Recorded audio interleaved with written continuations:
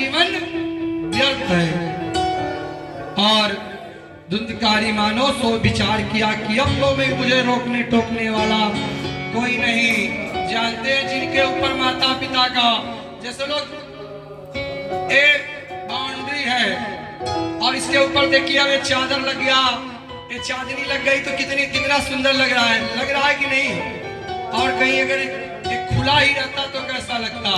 इसी तरह से जब जो दीवार होता है कमजोर होता है, जब उसमें छत पड़ जाता है तो ओजन रहता है, दबा रहता है। जिस बालक के ऊपर, जिस संतान के ऊपर, जिसके ऊपर माता पिता का हाथ नहीं रहता वो आप रूपी गिर जाता है। और धुंधकारी के पास जरा सा मालिक हो गया, धन हो गया, कुछ वैश्या मुझसे संग हो गया, क्योंकि धन जहां रहेगा वहां वैश्या तो अपने आप पहुंच गई, क्योंकि वहां कोई रोक टोक करने वाला नहीं। 5 वैश्याएं पहुंच गई। धुंधकारी सबको अपने घर में लाकर बिठा दिया और बिठाकर चोरी करना प्रारंभ करते करते बड़ा डकैत बन गया। और डकैती करते करते एक दिन गया राजा के ही धन को लूट कर लेकर आया और 5 वेश्याओं से कहा, देवी देखो इतना धन मैं लेकर आया हूं।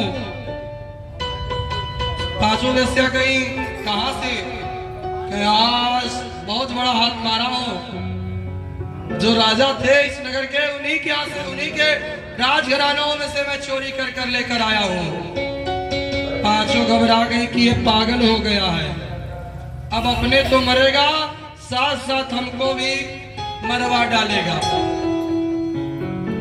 और 5 वैसे अपने में विचार की कि अगर राजा को ये बात पता चलेगा कि मेरा जो धन चुराने वाला यही है तो उसको तो सूली पे चढ़वा देगा, और सूली पे चढ़वा देगा और इसके साथ साथ इस धन का भोग करने वाले तो हम लोग हैं। ये पता चलेगा तो हम लोग भी बच नहीं सकते। कहते हैं कि गेहूं के साथ घून तो अपने आप पिसा जाता है। और इसलिए 5 वेश्या से विचार की कि क्या करना, कहीं कि मार देना ही भलाई है, इसको तो मरना ही है एक दिन, इसके मृत्यु का समय आ गया। 5 विचार की आज मैं नहीं मारती तो कल राजा मार डालेगा और इनको मारेगा बाद में हमको भी मार देगा। अगर इसको मैं मारती हूँ तो मैं बच जाऊंगी। 5 वेश्याएं यही विचार की। रात्रि में धुंधकारी जब सोया तो 4 हो गई। 4 2 पैर को पकड़ ली, 2 हाथ को खटिया में बांध दी और बांध कर मारने लगी। और जब चिल्लाने लगा तो बगल में अंगारा जल रहा था, लाकर मुख में धर दी और उसको बोलने की शक्ति नहीं, सामर्थ हो गई।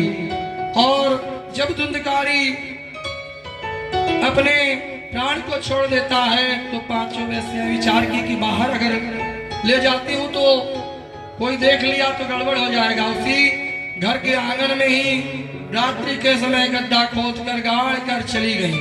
9 2 11 और जब 9 2 11 हो गई, इधर पता चला गौकर्ण जी महाराज को। गौकर्ण जी महाराज तीर्थ पे थे, सीधे गए गया में जाकर अपने माता पिता भाई के निर्मित गया में पिंडदान कर लिए। और पिंडदान करके गौकर्ण जी महाराज आते हैं। जानते हैं संत के ध्यान का समय कौन सा होता है पता है? जब सारी दुनिया सोती है तो संत अपना ध्यान करता है। जब शांति मिलती है तब। गौकर्ण जी महाराज रात्रि के समय आए, और रात्रि के समय क्योंकि उसी को संत कहते हैं जो शांत रहता है और किसी को डिस्टर्ब नहीं करना चाहता। और रात्रि के 12 बजे के समय में आते हैं और 12 बजे नगर के सारे लोग सो गए हैं और अपने गृह पे जाते हैं और गृह में जाकर घर में अपने जब बैठते हैं तो सोचते हैं चला संध्या बंदन कर लो। बिना संध्या बंदन के अभी सफर में था, आज का मेरा संध्या छूट गया। अपने कमंडलू से जल निकाल कर बैठे आचमन चुमन करके, और जब ही बैठकर ध्यान करने के लिए बैठे तो मानो उनके सामने बहुत बड़ा एक भैंसा आ गया। ऐसे इधर से उधर दौड़ने लगा। गौकर्ण जी महाराज कहते हैं, महाराज आप कौन, क्या मुझे डराने के लिए आए हैं? मैं डरने वाला नहीं, मैं किसी से नहीं डरता, उस सेवन नारायण के। उस समय वो आत्मा कुछ बोलना चाहता था, लेकिन बोलने की शक्ति तो थी नहीं। गौकर्ण जी महाराज अपने कमंडलू से जल लिए और छींटा मारे और तुरंत हाथ जोड़कर खड़ा हो गया। कहा, जब ऐसे खड़ा हुआ गौकर्ण जी महाराज कहते, आप कौन? मैं आपका भाई धुंधकारी। क्या धुंधकारी आप मेरे भाई? आप यहाँ क्या कर रहे हैं? आपका यहाँ क्या कार्य? आपके मृत्यु का समाचार मुझे मिला, मैं गया में श्राद्ध कर आया। और उस समय गया में जाकर श्राद्ध करके आया। उस समय कहते हैं, धुंधकारी कहता है कि भैया आप गया में जाकर एक श्राद्ध क्या 10 श्राद्ध कर भी आएंगे तो मेरी मुक्ति नहीं हो सकती। मैं इस समय प्रेत योनि में पड़ा हूं और यहाँ जो वस्तु है, इतनी सुंदर सुंदर वस्तु कोई चीज में खा नहीं सकता। यही कष्ट है, बहुत कष्ट है उस समय।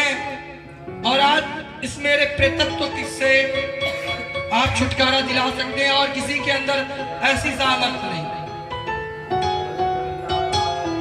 उस समय गौकर्ण जी कहते हैं कि भैया इस समय तो रात्रि का समय है और सोने का समय, मुझे सोने दीजिए, सुबह इसका निर्णय होगा। क्या करूं, कैसे क्या करना चाहिए? धुंधकारी चला जाता है। गौकर्ण जी महाराज को रात भर नींद नहीं हुई। सुबह जब ही अपने दरवाजा को खोलते हैं, सारे लोगों को पता चला गौकर्ण जी महाराज आ गए। मानो कि लंगड़े लूले सब भाग कर आ गए। गौकर्ण जी महाराज के आगे बैठ गए और गौकर्ण जी महाराज के जब आगे बैठते हैं, गौकर्ण जी महाराज कहते हैं, सबको प्रणाम किए, जितने बुजुर्ग बड़े बड़े बुजुर्ग सबको प्रणाम किए। कहे, महाराज मैं सुना कि आपका भाई धुंधकारी की मृत्यु हो गई, माता की मृत्यु हो गई, बड़ा बेकार लगा, बहुत अच्छा नहीं लगा। 5 वेश्याएं मार कर चली गई। तुरंत ही गौकर्ण जी महाराज कहें कि महाराज इस बात को तो आप जानते हैं, तो इसका कोई वैकल्पिक व्यवस्था बताइए कि मेरे भाई की मृत्यु हुई है तो प्रेत योनि में पड़ा हुआ, इसकी मुक्ति कैसे हो? सब लोग सोचने लगे कि अरे इतना बड़ा विद्वान मेरे सामने बैठा है, इसके सामने कोई उत्तर मैं दे सकूं, इसका मेरे अंदर ऐसी हिम्मत नहीं। सब लोग अपने अपने सर को नीचे झुका लिए। सुबह से प्रारंभ हुआ, समय हो गया 12 बजे और 12 बजे का जब समय होता है तो जानते हैं सूर्य नारायण धरती के बीचों बीच खड़े हो जाते हैं। और जब सामने आए, गौकर्ण जी महाराज कहे, अरे महाराज प्रणाम, इतनी तेजी से आप कहाँ जा रहे हैं? इतने तेजी से आप कहाँ जा रहे हैं मुझे बतलाइए, जरा क्षण भर के लिए तो रुक जाइए। इधर मैं अंधकार में डूब रहा हूँ और आप अपने प्रकाश को लेकर जा रहे हैं, जरा ठहर हो जाइए। अपने तेजता के बल पे गौकर्ण जी महाराज सूर्य छोड़कर विनती की कि महाराज आप बतलाइए कि मेरे भाई की जो प्रेत योनि में पड़ा है उसकी मुक्ति कैसे हो। तभी आकाशवाणी हुई, भागवतम अमृतम अन्यचेतम करोदित्वम शिष्यवामुञ्चतं ज्ञानम रूपम कर्मणि। ज्ञानी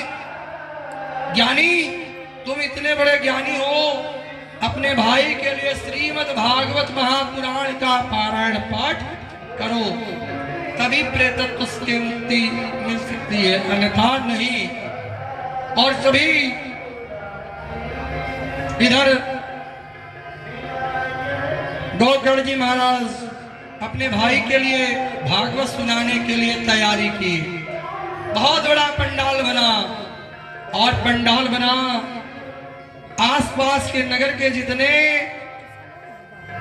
माताएं अपने अपने बच्चों को लेकर आ गई। बड़े बड़े विद्वान लोग आकर बैठ गए और कहते हैं कि गौ माताएं भी आकर खड़ी हो गई, और साथ साथ जो लंगड़े लूले बहरे सब आकर बैठ गए कथा सुनने के लिए कि गौकर्ण जी महाराज कथा सुना रहे हैं। कथा किसकी है होती है?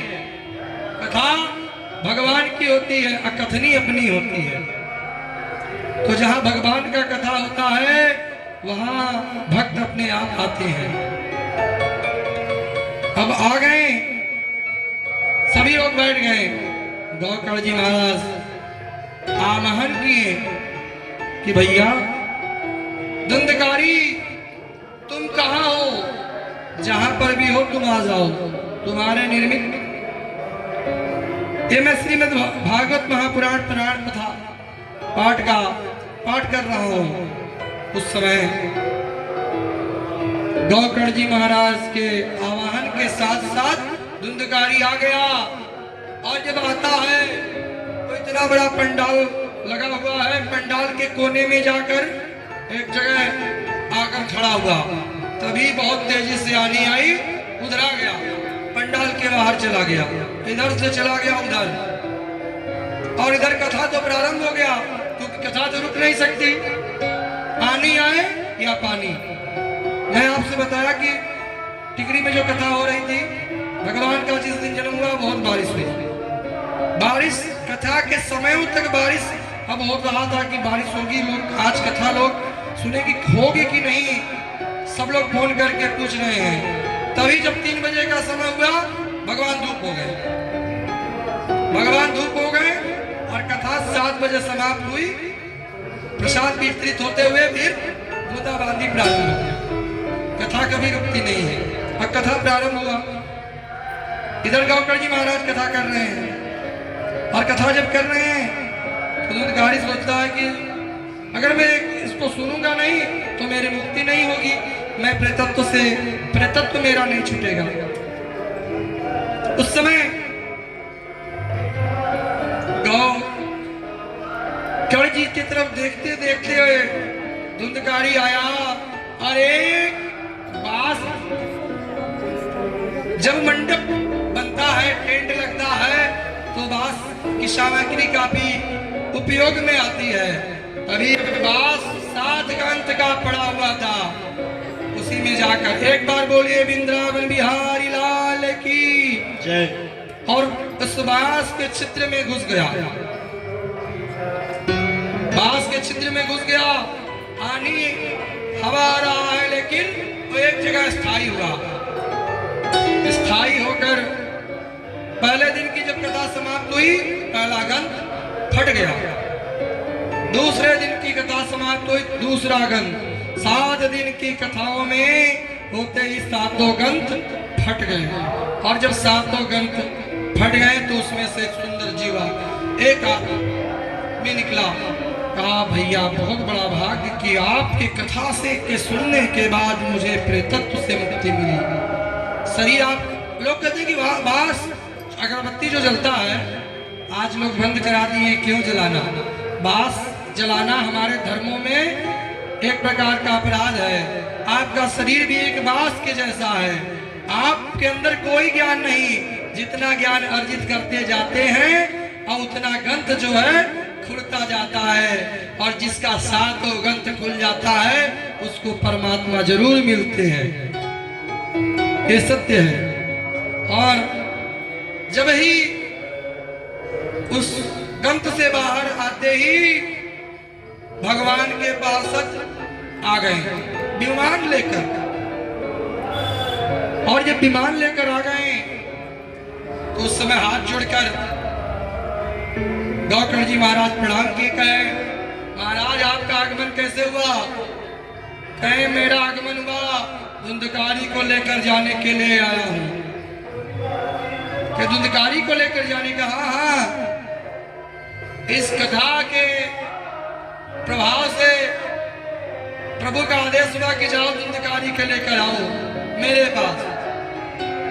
कहे भगवान के पार्षद आप आए हैं नाव एक ही विमान लेकर, कथा तो मेरे भाई के साथ साथ यहाँ इतने पंडाल में सब लोगों ने कथा सुना, तो केवल मेरे भाई के लिए केवल विमान लेकर क्यों आए? आप भेदभाव नहीं कर सकते, सबको विमान पे बैठा कर लेकर जाइए। हाथ जोड़कर खड़े हो गए कि महाराज जो मेरे प्रभु का आदेश है वही कार्य मैं कर सकता हूं। भगवान भेदभाव कहते हैं कि कथा सुनने का कुछ नियम होता है। कथा सुनने का नियम ये है, कहते हैं भगवान के पार्षद की जिस भावना से आपका भाई धुंधकारी कथा सुना, यहाँ बैठे हुए कोई भी व्यक्ति कथा उस भावना से कथा को नहीं श्रवण किया। कहते हैं एक तो होता है श्रोता, कथा सुनने वाले को ही श्रोता कहते हैं, और दूसरा होता है श्रोता, और तीसरा होता है सोता। कथा में श्रोता का मतलब होता है कि भागवत जी से कान जुड़ जाए, श्रोता उसको श्रोता कहते हैं। और श्रोता का काम क्या है? श्रोता जैसे सुपारी काट सकता और कुछ नहीं कर सकता। कुछ लोग कथा में आते हैं, कुर्सी इधर लग गई, इधर होनी चाहिए थी, साउंड का मुख गलत है, साउंड का मुख तो इधर होना चाहिए। ऐसे वैसे करते करते क्या होता है, वो काम श्रोता का करते हैं। व्यास जी जो कथा कर रहे हैं, इस मुख बैठकर कथा की जाती है, वो श्रोता का काम करते हैं। और श्रोता मानो माताएं दिन सुबह से लेकर अपने गृह कार्य को कर रही हैं, कथा में आई 3 बजे बैठी कि कथा, अपने सासू माँ से कही कि कथा सुनने जाना है। सासू माँ कही अरे भगवान का काम है बहुत, जाओ जाओ। और वो आती है तो सीधे एक जगह ठेक लगाकर बैठ जाती है, और ठेक लगाकर बैठ जाती हैं, 1.5 फीट का घूंघट काट लेती हैं, और 1.5 फीट का घूंघट काट कर इधर वृंदावन बिहारी लाल का जयकारा लगा और उधर सो गई। क्योंकि घर में इतना कार्य है कि आराम नहीं हो सकता। आराम तो केवल कहाँ होता है? जहाँ भगवान का कथा होता है। आराम केवल भगवान के यहाँ के पास मिलता है। सत्य बात है, आपके घर में रहते हैं, आपके शरीर के जितनी नसें हैं दर्द करे, बेचैन हो जा रहा, जो व्यक्ति हो जाता है, केवल कथा में आकर बैठ जाए, देखिए उसको दवा की आवश्यकता नहीं पड़ेगी। ये सत्य है, उसको उतना आराम मिलेगा। तो इसीलिए श्रोता को भगवान मिलते हैं, और जो श्रोता का काम करता है, कथा में अगर आ गए, कथा में आकर बैठे, मन हो गया कि अरे घर में दरवाजा तो क्या मैं फुटकनी लगाना भूल गई, उस समय मानो कि कलयुग आपके कार्य में बाधा डालना प्रारंभ कर दिया। कथा का मतलब है कि सब कुछ भूल जाओ, भगवान का हो जाओ, तब आनंद आता है। तो इसीलिए प्रभु इसी भावना से आपका भाई धुंधकारी कथा सुना, ऐसी किसी के पास नहीं, केवल कि श्रोता बन के भगवान से जुड़कर, जिसको जो भगवान से जुड़ता है, भगवान उसको ले जाने के लिए स्वयं आते हैं। एक बार बोलिए वृंदावन बिहारी लाल की, बाके बिहारी लाल की। और देखिए कहते हैं कि जब भगवान लेकर गए, भगवान के पास लेकर गए, लेकिन भगवान गौकर जी का भी एक प्रतिज्ञा थी कि जितने कथा सुनने आने वाले हैं सबको मैं भगवान के पार्षदों को बुलाकर भगवान के पास सबको भेजूंगा। भगवान फिर श्रावण के महीने में कथा सुनाए और भगवान का विमान आया जिसमें सारे काशी बैठ कर गए और सब लोग भगवान के बिना कोई नहीं जा सकता। एक बार बोलिए वृंदावन बिहारी लाल की जय।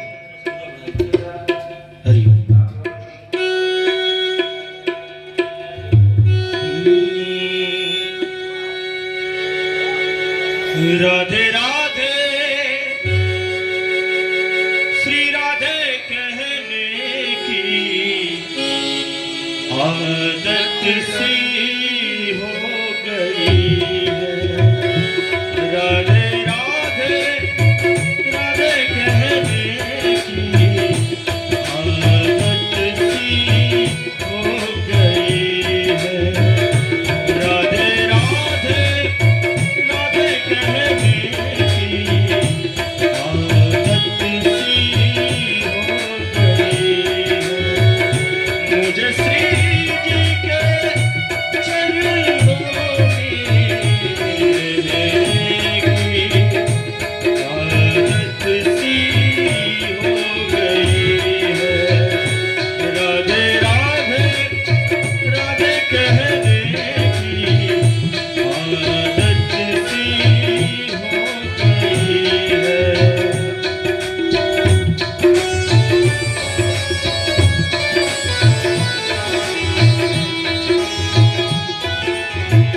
देखिए प्रसाद भगवान की कथा के बाद ही प्रसाद का फल है। हमारे राजू जी प्रसाद सबको पहले ही बांट दे रहे हैं। लग रहा है कि कथा में सोच रहे हैं कि जल्दी भगवान जाए। कोई पागल या दीवाना मस्ताना यही कहे। ऐसी बातों को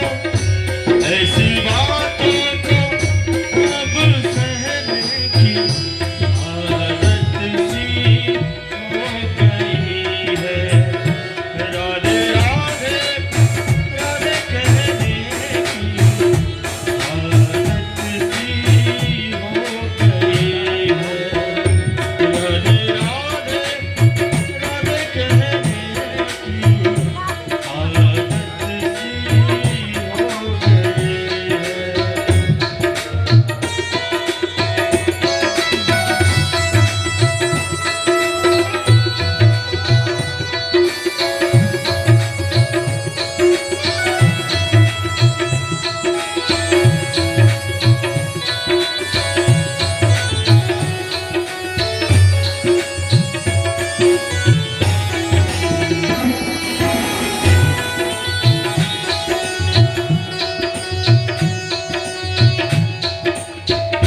मेरी फरियाद पे तुमने न कोई गौर ही किया।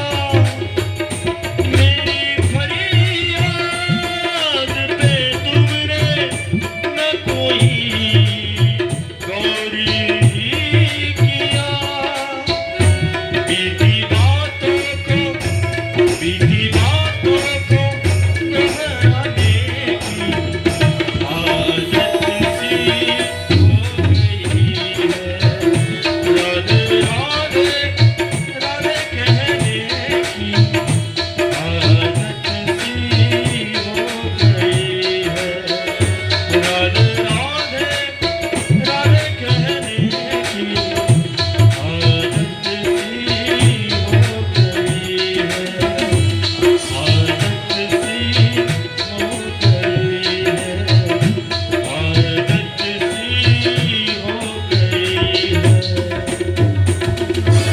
मानो प्रहलाद जी आकर ताली बजाने लगे और उस समय नारद जी आकर बीड़ा बजाने लगे और भोले बाबा आकर अपना डमरू बजाने लगे। उस समय प्रभु को स्वयं आना पड़ा। जानते हैं भगवान का जहाँ भजन होता है वहाँ भगवान जरूर आते हैं, ये विश्वास होना चाहिए। कीर्तन प्रयास करो कि 1 घंटे बैठकर कम से कम कीर्तन करने की आदत सी डाल लोगे तो जीवन एक सागर के जैसा है, उसको पार कर जाओगे तुमको पता भी नहीं चलेगा। ऐसा प्रयास करना चाहिए। भागवत रूपी अमृत का पान जो जीवन में कर लिया उसी का जीवन धन्य है। भागवत का महात्म संचित रूप से वर्णन हुआ और श्रीमद् भागवत जो है ज्ञान यज्ञ है और परम मंगलमयी। शुभारंभ करते हुए भागवत की चिंतमयी अद्भुत कथा का गान। ये भागवत की कथा श्री साक्षात श्री कृष्ण की स्वरूप की कथा है। कहते हैं कि भागवत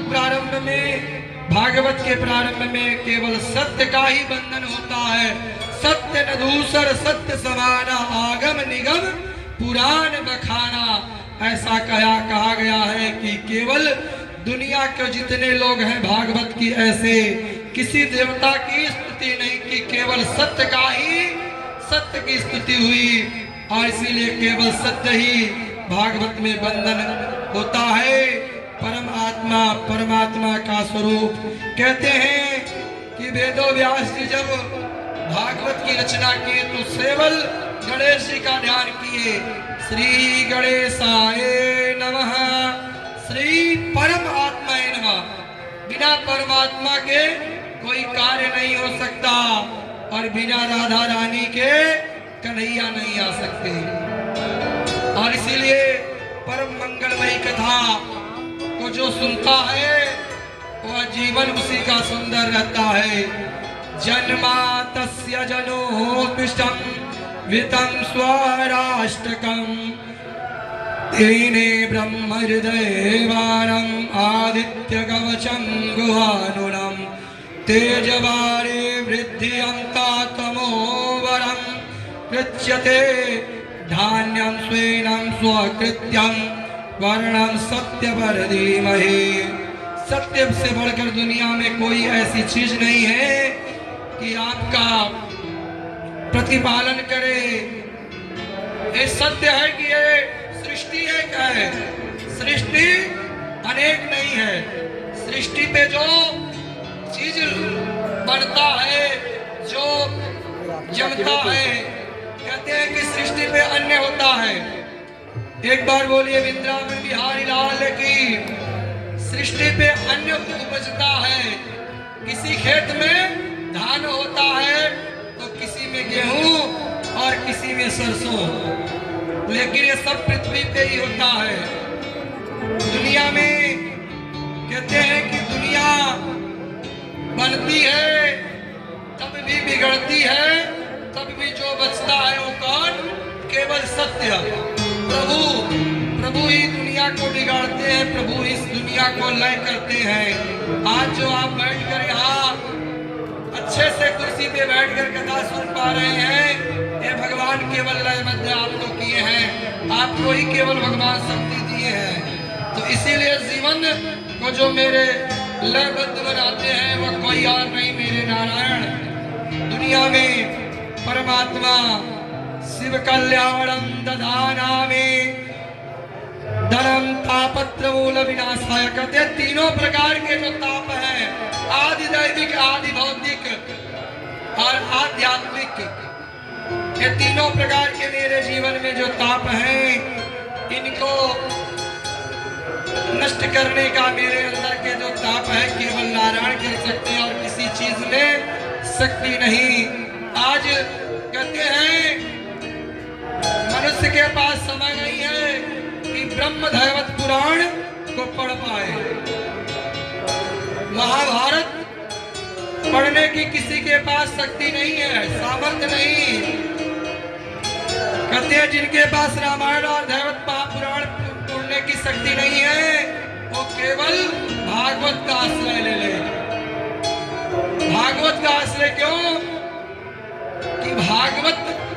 जो स्वरूप है वो भगवान कृष्ण का स्वरूप है। और कृष्ण से कोई ऐसा व्यक्ति नहीं कहता कि कृष्ण से कोई प्रेम नहीं करता। कृष्ण नाम के हीरे मोती मैं बिखराऊं गली गली, ले ले रे कोई राम का प्याला शोर मचाऊं गली गली। राम नाम के हीरे मोती मैं बिखराऊं गली गली, कृष्ण नाम के हीरे मोती मैं बिखराऊं गली गली। ले ले रे कोई राम का प्याला शोर मचाऊं गली गली। बोलो राम बोलो राम बोलो राम बोलो राम बोलो राम। सभी लोग बोलिए।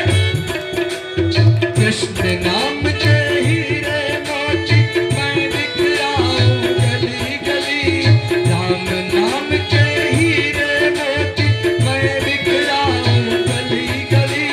ले ले रे कोई राम का प्याला शोर मचाऊं गली गली। बोलो राम बोलो राम बोलो राम बोलो राम बोलो राम बोलो राम।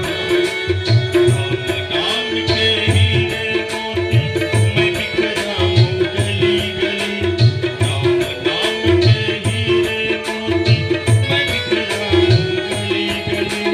ले ले कोई राम का प्याला शोर मचाऊं गली गली। बोलो राम बोलो राम राम राम, बोलो राम बोलो राम राम राम।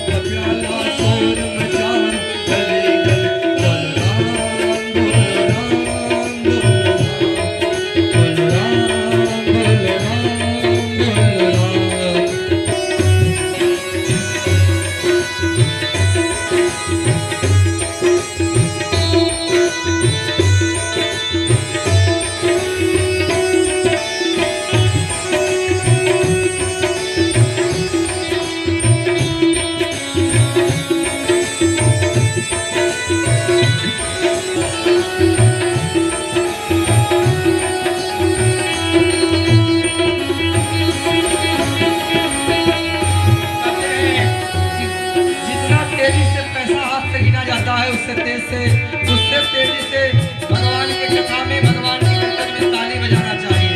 उससे तेज तब जो है पता चलता है कि भगवान किसको नारायण कहते हैं, कि कौन मुझको प्राथमिकता देता है और कौन मेरे पत्नी को।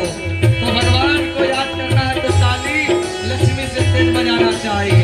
राम नाम के हीरे मोती मैं बिखराऊं गली गली, कृष्ण नाम के हीरे मोती मैं बिखराऊं गली गली, ले रे कोई राम का प्याला तोड़ मचाऊं गली गली। बोलो राम बोलो राम बोलो राम बोलो राम बोलो राम बोलो राम। राम नाम के हीरे मोती मैं बिखराऊं गली गली, ले राम बोलो राम। एक बार बोलिए वृंदावन बिहारी लाल की, बालकृष्ण महाराज की। कहते हैं कि ये निगम कल्पतरु वृक्ष के नीचे सुखदेव जी के मुख के लगने से वह अमृत बन गया। यह भागवत रूपी पीवत भागवतम रसमालम मुहुरम रसिकम भुवि भाविकः।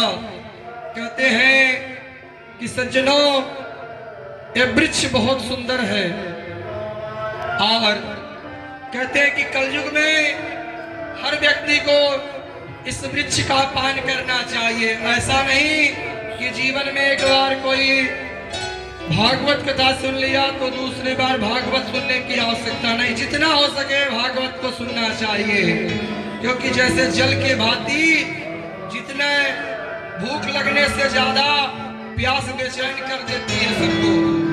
पानी बिना कोई व्यक्ति नहीं रह सकता, प्यास लगती है।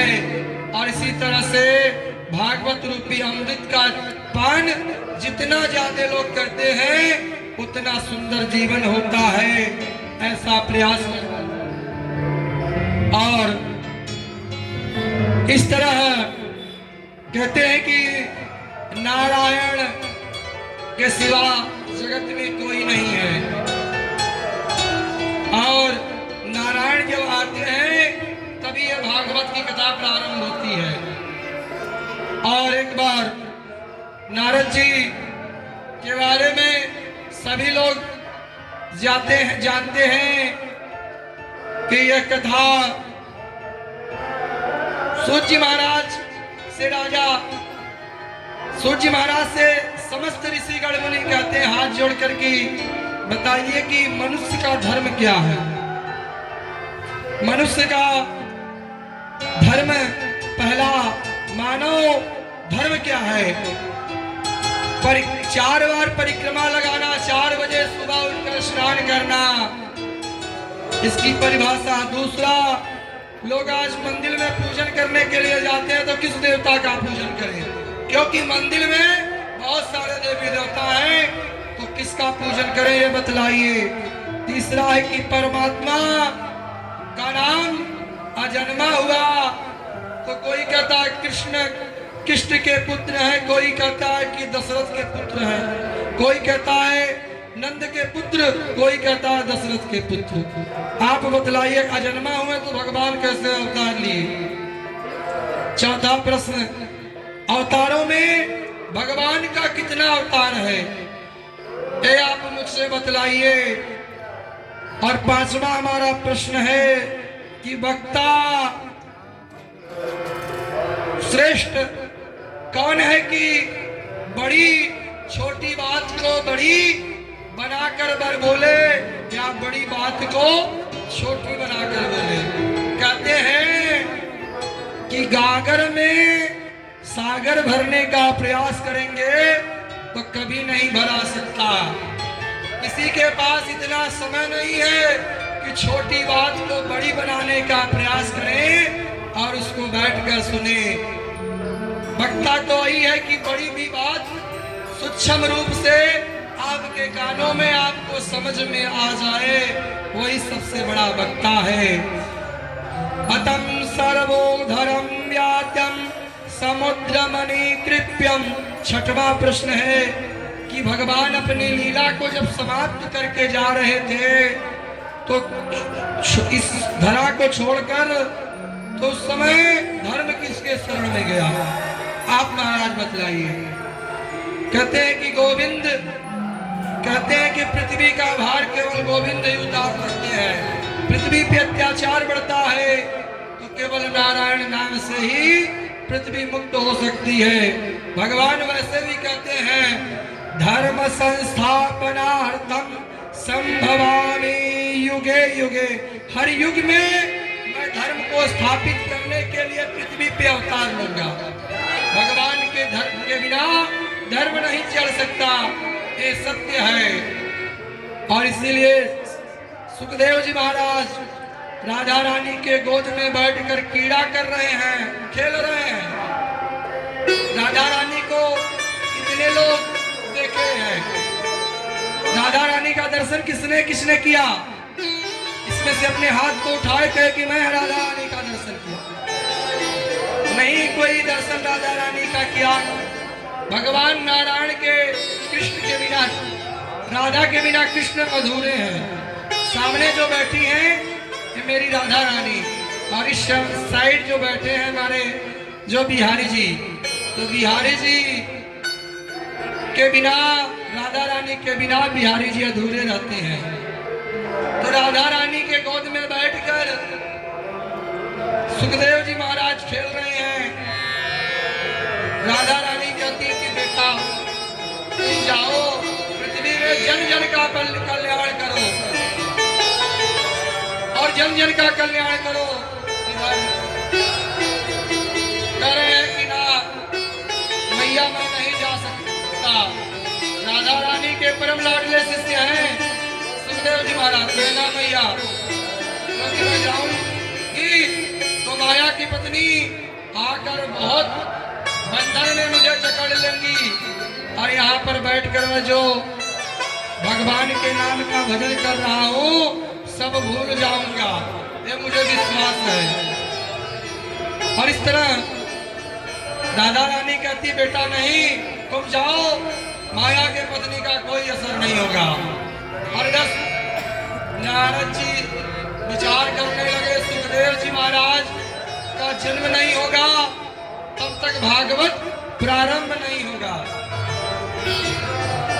नारायण नारायण करते हुए तभी कहते जी जो ज्ञान का खंडन करे नारदा नारम ज्ञानम ददाति इति नारदा, जो ज्ञान का खंडन करता है उसी को नारद कहते हैं। जीवन में अज्ञान भरा हुआ है, लेकिन जिसको नारद जी मिल जाते हैं उसको भगवान जरूर मिलते हैं। और जो ज्ञानी अपने आप ज्ञानी व्यक्ति बैठा हुआ है उसको कुछ समझ में नहीं आता, बिना नारद के कुछ समझ में नहीं आता। तो नारद जिनको मिल जाते हैं उनको भगवान जरूर मिलते हैं। और इधर नारद जी नारायण नारायण, नारद जी का एक स्वभाव है, माताओं को मैं बता दूं कि नारद जी का एक स्वभाव ये है कि नारद जी जिस घर में चले जाएं, जिस घर में झगड़ा न होता रहे तुरंत प्रारंभ हो जाए। ये काम है, ये लक्षण है नारद जी का। दूसरा लक्षण है कि जिस घर में झगड़ा होता भी रहे कई वर्षों से, नारद जी उस समय पहुंच जाए हमेशा के लिए झगड़ा बंद हो जाता है। एक बार बोलिए वृंदावन बिहारी लाल की। और उस समय नारद जी नारायण नारायण करते हुए पहुंचते हैं कहाँ? भोले बाबा के पास। भोले बाबा के सिवा सुखदेव जी को कोई नहीं बुला सकता, कोई किसी के पास ऐसी सामर्थ्य नहीं है। नारद जी नारायण नारायण करते हुए जाते हैं, देखते हैं कि भोले बाबा तो तपस्या करने के लिए बैठे, और इधर भोले बाबा तपस्या करने के लिए बैठे हैं। इधर नारद जी पहुंच गए माता के पास। माता पार्वती जी के पास जब पहुंचकर कहते हैं नारायण नारायण, माता जी माता पार्वती आकर कहीं नारद अरे आओ आओ आओ, कहां से बहुत दिन हो गया तुमको आए। नारद जी कहने लगे कि मैया क्या बताओ, जाना आना बंद कर दिया हर जगह। मैया कहे रुको पहले लड्डू लेकर आता हूं, तुम पाओ। जब लड्डू लाकर रख दी, काहे लिए कहे कि कहीं जाना आना बंद कर दिया। कहे मैया सब बताओ, दुनिया पाखंडी हो गई है, दुनिया के लोग पाखंड करते हैं, कोई किसी से प्रेम नहीं करता। और जब कोई किसी से प्रेम नहीं करता, ये बात को सुनी माता पार्वती, कहीं गलत, नारद तुम गलत कर रहे हो। मेरे जो स्वामी हैं मुझसे बहुत प्रेम करते हैं, वो भी जगत में ही रहते हैं, जगत के बाहर नहीं रहते। और इतना बताते हैं कि जो गुरु मंत्र कहा जाता है, कानों में दिया जाता है, वो किसी को नहीं बताया जाता है। प्रतिदिन कैलाश पर्वत से आते हैं, कहते हैं देवी आज मैं बहुत सुंदर भगवान नारायण का दर्शन किया, आज लक्ष्मी जी के साथ भगवान सुंदर लीला कर रहे थे, राधा रानी का दर्शन किया, सब आकर मुझे बताते। और आप कह रहे हैं कि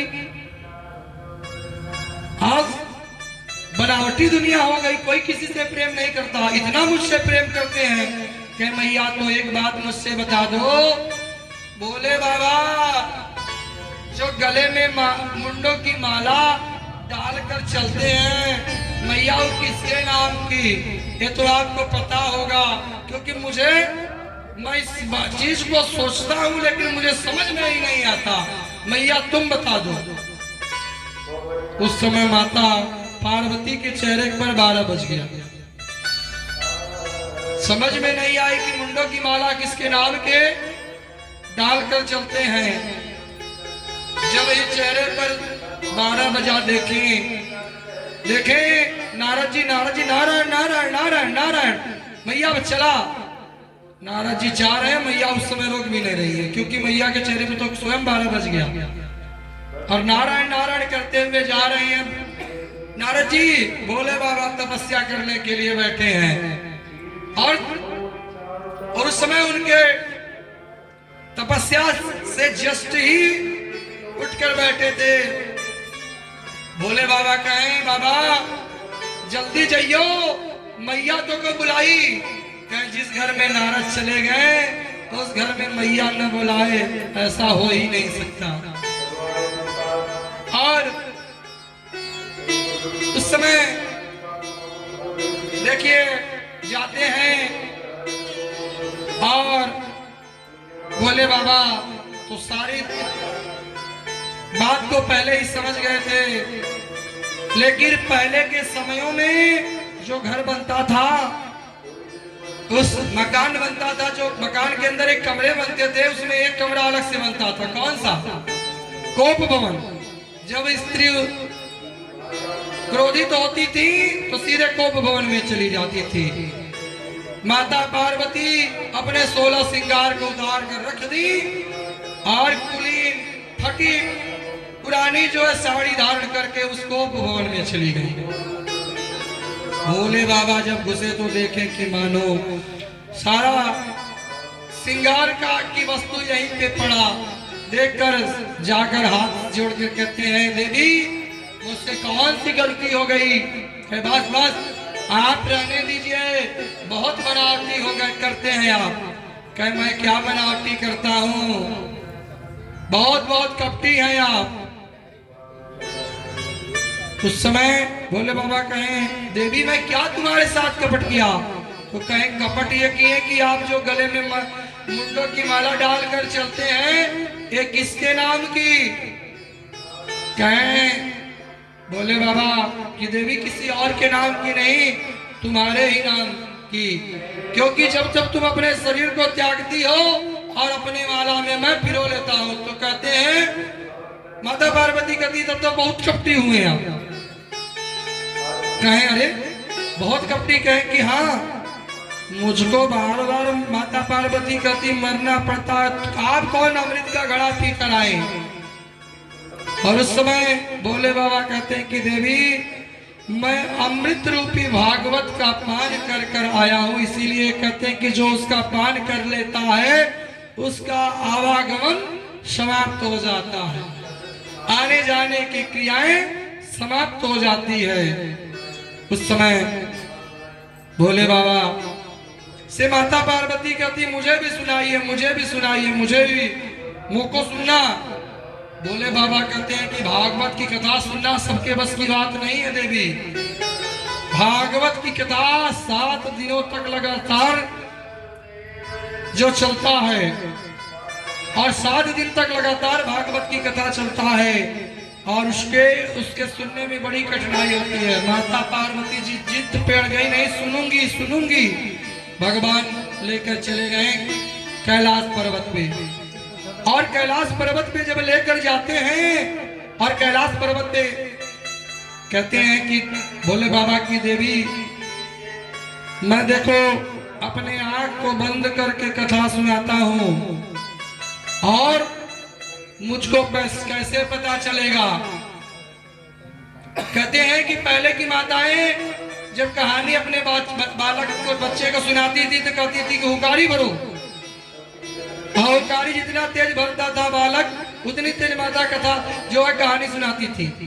कहते हैं भोले बाबा की देवी तुम ऊ का जो है उच्चारण करते रहना तो मैं समझ जाऊं, जैसे कहा जाता है हाँ जी हाँ जी हाँ जी मैं सुन रही हूँ हाँ जी।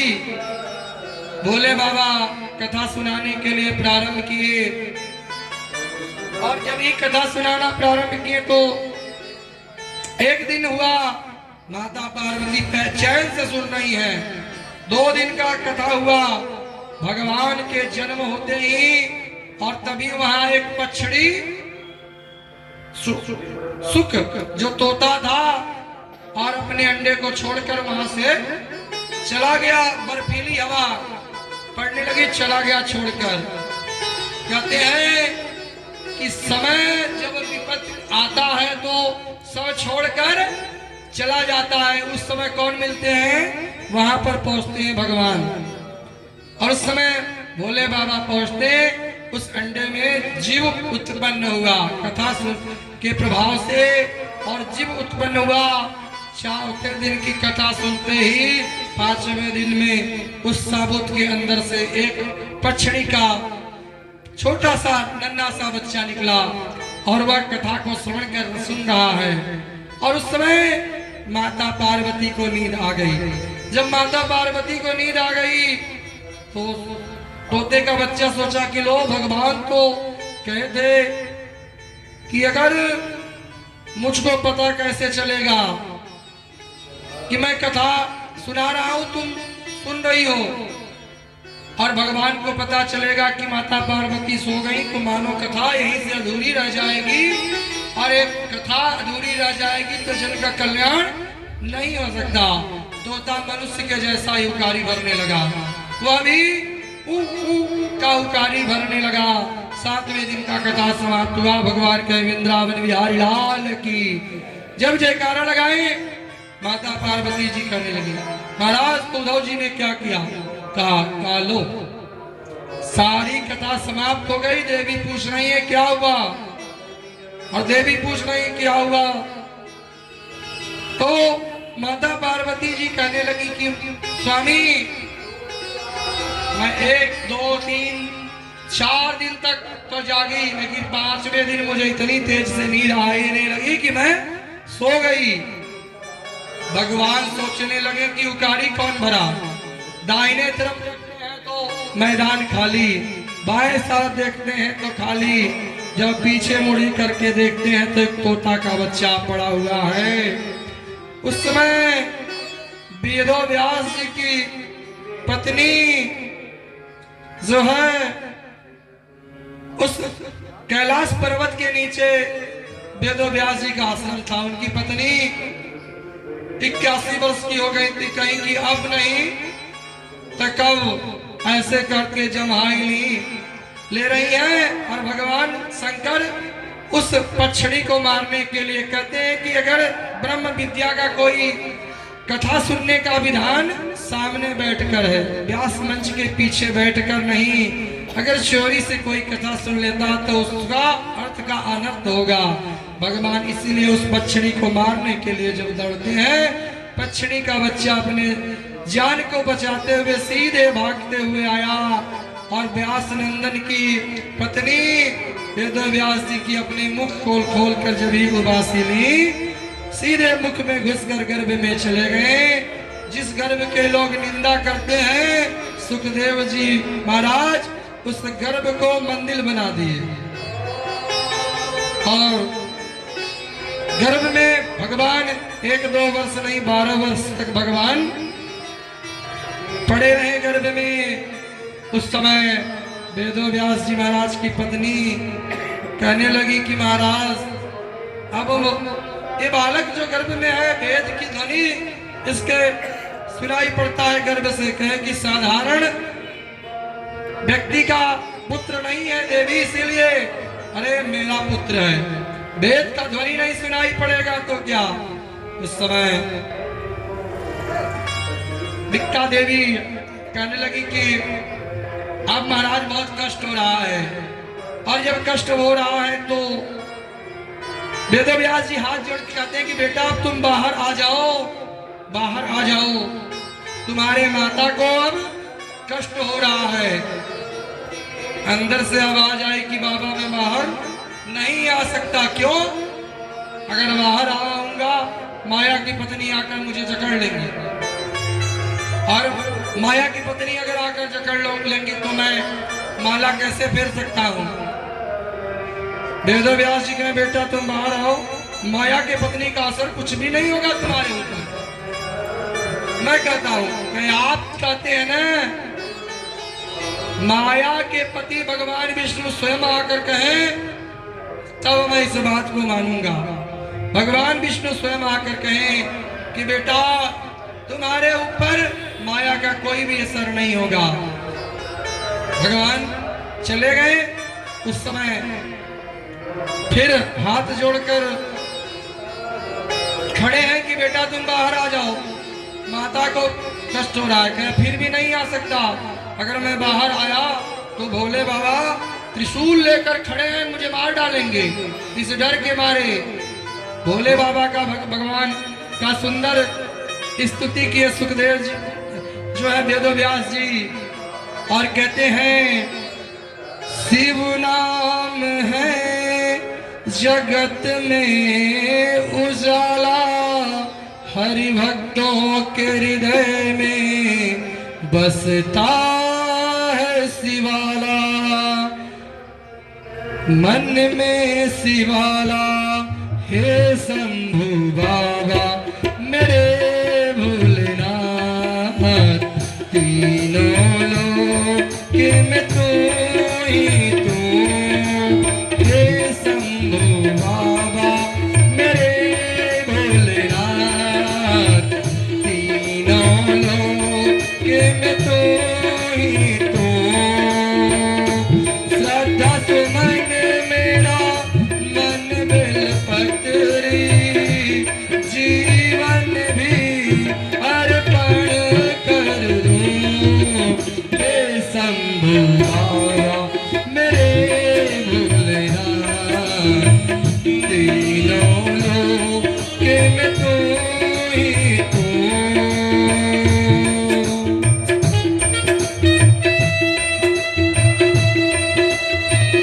ताली बजाए भाई, कहते हैं कि भोले बाबा के बिना कोई यज्ञ पूर्ण नहीं हो सकता।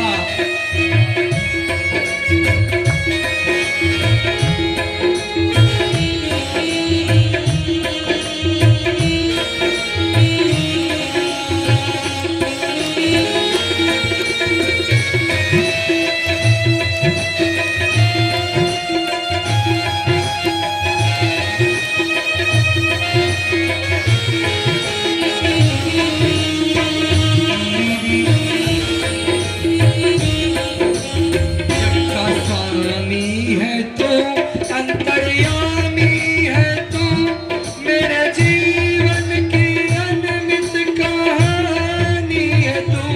जग का स्वामी है तू, अंतर्यामी है तू, मेरे जीवन की अनमित कहानी है तू।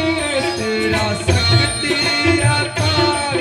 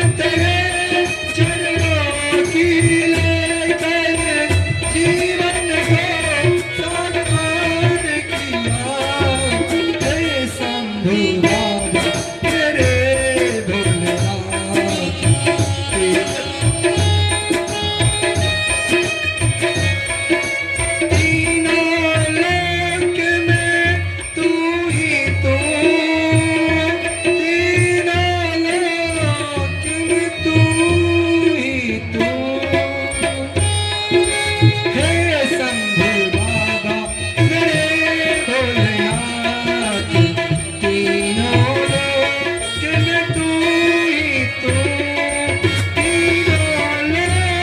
में तू ही तू।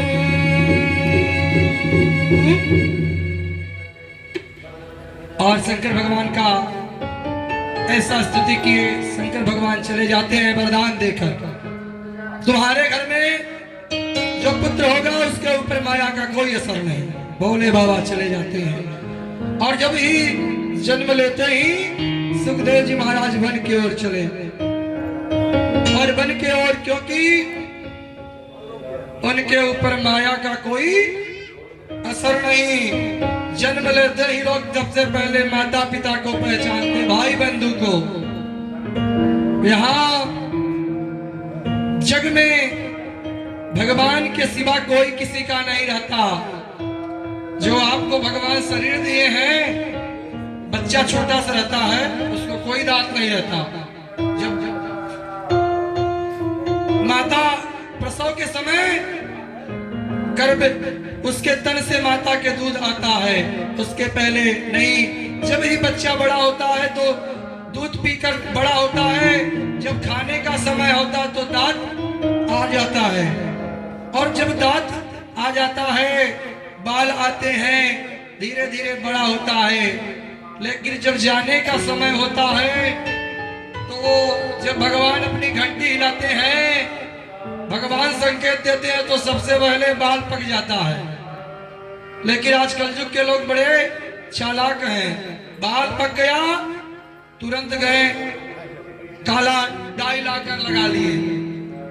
डाई लगा कर लिए तो सो ठीक है, कुछ लोगों का हैदराबाद गायब हो जाता है, आगे का बाल नकली बाल ही लाकर लगा लेते हैं कि मैं बुढ़ा नहीं हूँगा, मैं अभी मेरा जाने का समय नहीं होगा, मैं ऐसे ही रहूंगा। ये सत्य है, कोई नहीं अपने आप में झुकना चाहता, हर लोग टाइट रहना चाहते हैं। और जब कुछ लोगों के दांत टूट जाते हैं, लोग कोई कहे कि रे दांत टूट गया वृद्ध हो गए, रेडीमेड गए, हाथी का दांत लेकर लगा लिए कि हाथी का दांत हो जाएगा तो टूटेगा नहीं, और चैन से रसमलाई क्या सब कुछ खाते हैं। तो कलयुग के लोग भगवान संकेत देते हैं लेकिन उसको समझते नहीं है। और इस तरह लेकिन माया एक ऐसी जकड़ कर रखती है कि छोड़ती नहीं किसी को साथ। पग पग पे आप नारायण नारायण करते हुए मंदिर पे गए दर्शन करने के लिए, और मंदिर में भगवान का दर्शन कर रहे हैं, और वहां कलयुग आकर आपकी बुद्धि को बिगाड़ रहा है। चप्पल तो छोड़कर आया हो, दरवाजे पे कोई चोरी न कर ले। भगवान का दर्शन इधर हो रहा है, उधर चप्पल का दर्शन हो रहा है। तो इसलिए वो माया भगवान से मिलने नहीं देती। जानते हैं कि माया कोई मिल गया भगवान से तो हमको छोड़ देगा, इसलिए किसी से मिलने नहीं देती, पकड़ कर रखती है। और सुखदेव जी महाराज नारायण नारायण करते ही वन में गए, और बहुत सुंदर सा एक सरोवर था, और उस सरोवर में कुछ स्त्रियां स्नान कर रही थी, और स्नान कर रही थी। जब ही सुखदेव जी महाराज गए उनके ऊपर कोई असर नहीं हुआ। जब ही वेदव्यास जी जाते हैं, सारी स्त्रियां बाहर निकल कर अपने वस्त्र को पहनने लगती है, कहती बाबा मुझको माफ करियो, मुझसे गलती हो गई, मैं आपको देखी नहीं। वेदव्यास जी कहने लगी कि बेटी अभी मेरे आगे मेरा नवयुवक बालक 12 वर्ष का गया युवक, उसको देखकर तुमको लज्जा नहीं आई। अब मैं क्या, मैं तो वृद्ध हो गया हूँ, तुम्हारे बाबा से ही बाबा के से बड़ा, अब मुझको देखकर क्यों लज्जा आ रही है। उस समय सारी स्त्रियां कहती हैं कि बाबा आपका जो पुत्र गया यहाँ से, उसके सामने एक वस्त्र क्या, मैं हजारों वस्त्र भी पहनूं तो निर्वस्त्र ही रहूंगी, क्योंकि आपको देखकर इसलिए लज्जा आई कि आप गृहस्थ में रहते हैं, आप स्त्री पुरुष में भेद करते हैं, इसीलिए आपको देखकर मुझे लज्जा आई। और वेदव्यास जी उस बात को सुनकर सोचने लगे कि मेरा पुत्र इतना महान है तो उसको लौटा के लाने की शक्ति मेरे पास नहीं है। और इस समय वेदव्यास जी महाराज वापस आ जाते हैं। वेदव्यास जी महाराज जब जन्म लिए थे तो उनकी माता कहने लगी, वह भी वन में जा रहे थे, और जब वन में भजन करने के लिए उनकी माता कहेंगी बेटा मैं तुम्हारे बिना नहीं रह सकती। उस समय माता से कहे कि मैया तुम अपने अंदर मातृभाव लाना, मैं तुरंत छोटा सा बालक बनकर तुम्हारे गोद में आकर बैठ जाया करूंगा। उस समय वेदव्यास जी सीधे बद्रीधाम गए बैठकर तपस्या करने के लिए कि मैं भी तपस्या करूंगा।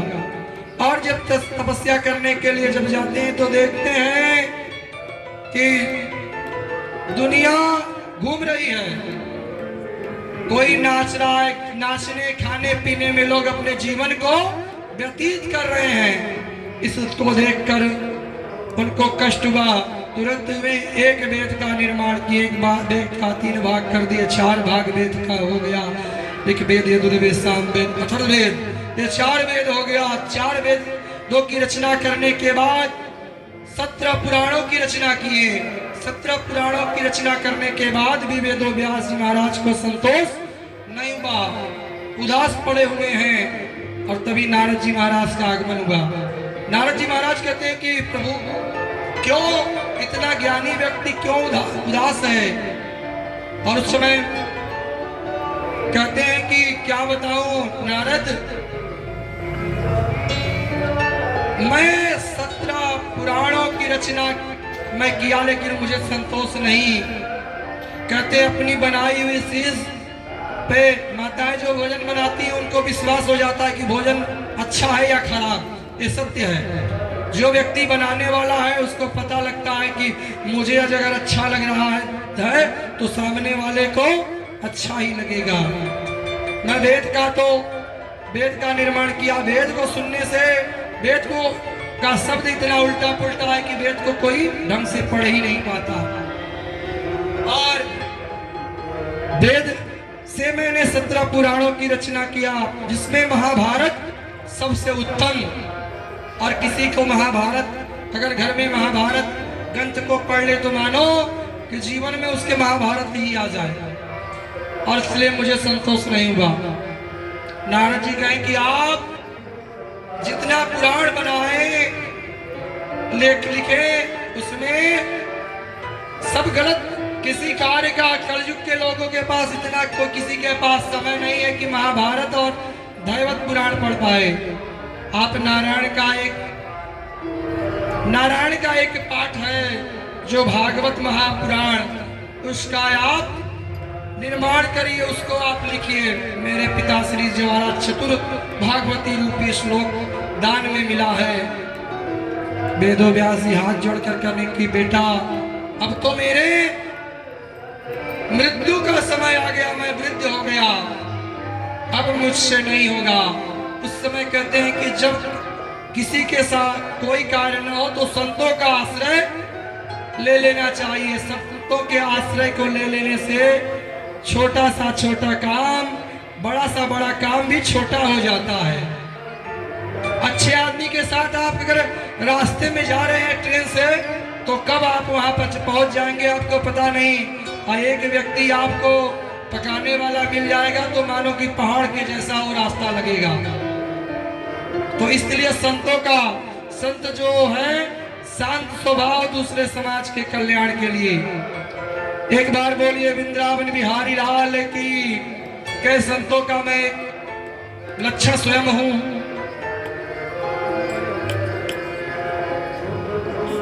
और कहते हैं कि देखिए पीछे से तो ध्वनि आ रही है, भी भगवान का ही है, लेकिन यहां से जब आ रहा है तो सार भगवान का जो होता है शांति का वातावरण। आज 7 बजे का समय होने वाला है, कल शायद एक नहीं चलेगा तो, क्योंकि दोनों तरफ भगवान का ही भजन हो रहा है। दोनों तरफ से जब उधर की आवाज इधर आ रही है, कथा एक सार से होता है कि एक चल रहा है सो चलने दीजिए।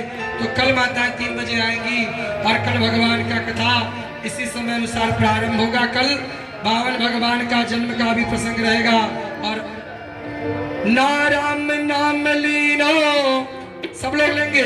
ना राम नाम लीनो, ना कृष्ण नाम लीनो, तनि भरी जवानी में डूब डूब के मर जाए, चुल्ले भर पानी में डूब डूब के मर जाए, चुल्ले भर पानी में। ना राम नाम लीनो, ना कृष्ण नाम लीनो, ना राम नाम लीनो, ना कृष्ण नाम लीनो, तनि भरी जवानी में डूब डूब के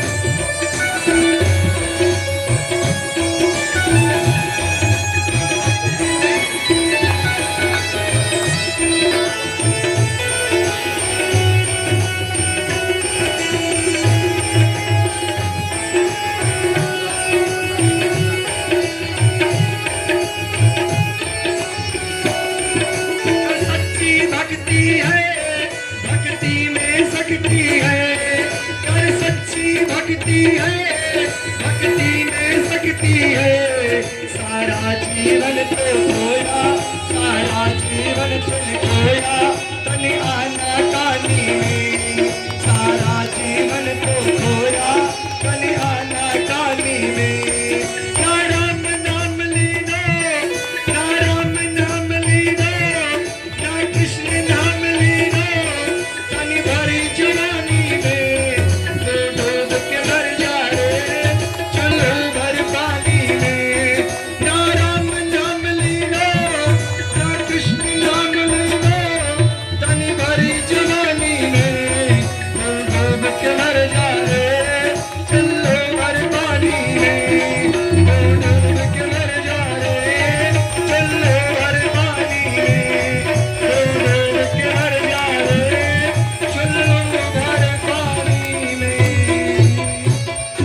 एक बार बोलिए वृंदावन बिहारी लाल की, बाल कृष्ण महाराज की, स्थान देवता की, वास देवता की, अपने अपने माता पिता की, बाबा विश्वनाथ की, चंडिका मैया की, वृंदावन बिहारी लाल की, राधा रानी की, सावरे सरकार की, जय जय श्री राधे।